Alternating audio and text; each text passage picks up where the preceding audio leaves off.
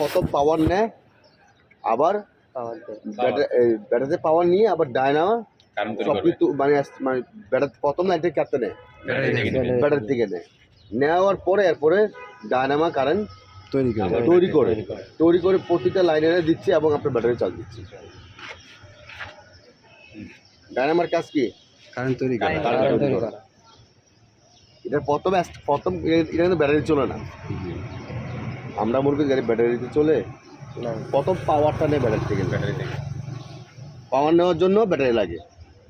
যখন অ্যাক্সিডেন্ট যাবে তখন আর ব্যাটারির সাথে কোনো কাজ নেই, কানেকশন নেই।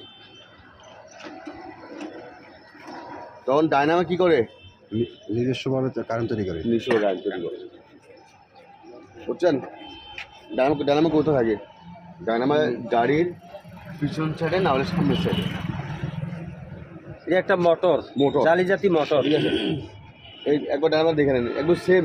আমার গাড়ি সেম যেরকম অন্য গাড়িতে সেম, প্রত্যেকটা গাড়িতে এরকম কালো বেল্ট আছে এটা না? নতুন গাড়ি তো এরকম, ঠিক আছে? জালিওয়ালা, মানে মোটরটা হচ্ছে জালিওয়ালা, ঠিক আছে? কোনটা?